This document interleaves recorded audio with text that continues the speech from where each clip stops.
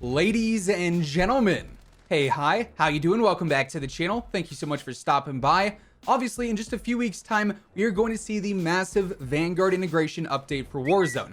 And of course, this is going to introduce the brand new Caldera map, the Pacific-based map. We're going to see the anti-cheat, and we're going to see the whole weapon arsenal update that brings in all the brand new Vanguard weapons and adds those into the mix. And let's be real here, they're probably going to be absolutely insane and just dominate the meta for quite some time. And today I wanted to sort of sit down and preview what weapons could potentially be incredibly good in Warzone based off of how they perform in Vanguard multiplayer right now.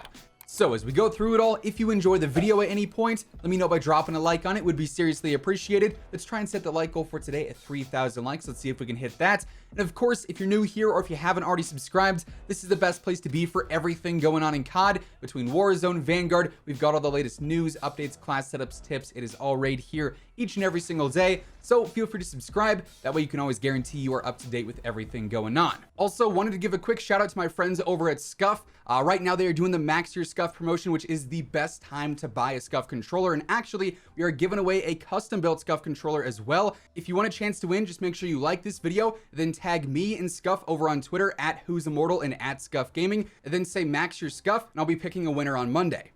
Now, when it comes to the Vanguard meta within Warzone, a couple of things we got to say first and foremost about this whole integration. Obviously, Vanguard multiplayer and Warzone do not play the same. They are not one for one. Obviously, Warzone has armor. Warzone has much longer engagements, higher base health, so on and so forth. Vanguard's TTK, incredibly fast. The maps and the engagements, much smaller, much more close quarters based. And we already know, thanks to some of these Sledgehammer devs, that the weapons for Vanguard in Warzone have a separate stat sheet already being built and being worked on so that the two games can coincide with one another and they're not just like completely overwhelmed by everything going on between the two. So for what it's worth, weapons in Vanguard are not going to be one-to-one to their counterparts in Warzone. The Thompson in Vanguard is not going to be just as good as the Thompson in Warzone. There could be some differences between the two, just like what we saw with the Cold War weapons. Some weapons in Cold War multiplayer, like the LC-10, for instance, were insanely good, but then in Warzone, they were insanely average. So just because a weapon is very good in multiplayer does not mean it's going to be incredibly overpowered in Warzone. So looking at like damage numbers and whatnot, that's not something that's really going to tell us, hey, this weapon will be incredibly overpowered in Warzone when it launches. Instead, we can look at how these weapons behave with where they're going to excel in gunfights, how their mobility stats stack up and everything like that, and that'll really give us a better idea of what to look out for once this Vanguard integration happens. And honestly, if you're grinding Vanguard right now, these are the weapons that I would recommend leveling up first, so that when the game does actually get integrated, you have these ready to go and all leveled up. Now, first up, when it comes to weapons you probably want to look out for, you've got the STG. This one is sort of a no-brainer. In Vanguard multiplayer, it is absolutely just stupid good, honestly, with a two-shot potential and vital and everything going on there. The thing is just busted beyond belief.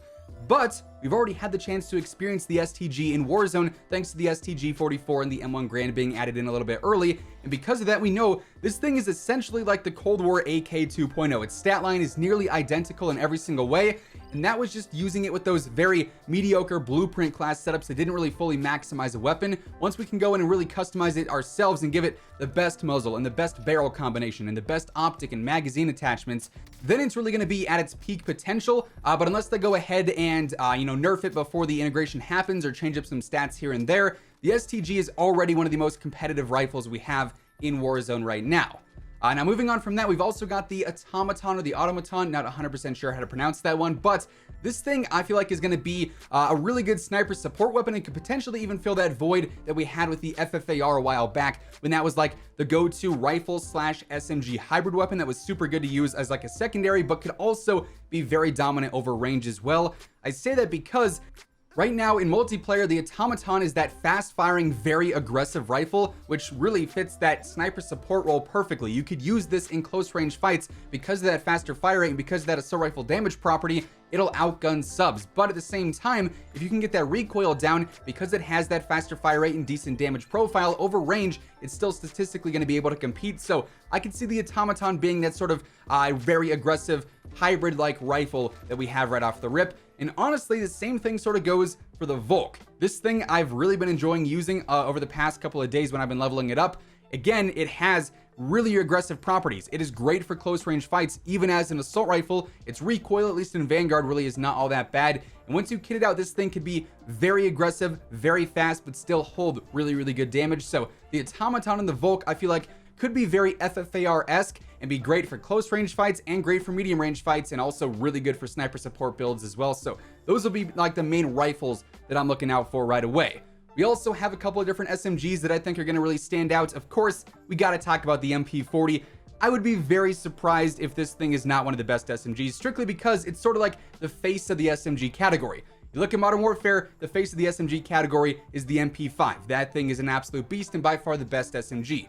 Kind of the same deal with Cold War as well. The MP5 is recognizable and it's iconic, hence why it's still so good in Warzone right now. You think of World War II SMGs, and the MP40 is one of those top ones. It is an icon, and I'd be very surprised if that is not one of the top SMGs in Warzone once that it gets integrated, just because it is very easy to use, has great attachment options here, good for sniper support, obviously going to be very good up close as well. So the MP40 is what I'd be looking out for, as is the M1928 or the Thompson, particularly because this thing I feel like is going to have a really good DPS and a really good DPM, damage per mag there. You can have those larger magazine sizes and it still is going to have really good mobility. So I feel like that's going to be sort of like something along the lines of the Bullfrog now, which has that larger magazine, making it great for, trios, quads, and group engagements, while also still having great mobility and being able to really capitalize as an SMG. So the Thompson and the MP40 I feel like could be some standout SMGs.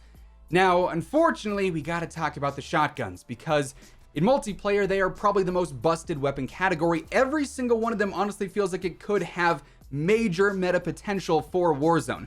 Now, the Einhorn revolving or the Unicorn revolver, that to me seems like the most balanced shotgun of the four once you fully level it out. It's still incredibly good in multiplayer, but when it comes to shotguns history in Warzone, it seems like all of them have been a problem at some point in time. And I don't think it'll be any different this time with the Vanguard shotties. The Einhorn, like I said, seems the most balanced, but I feel like that could be very, very dominant too.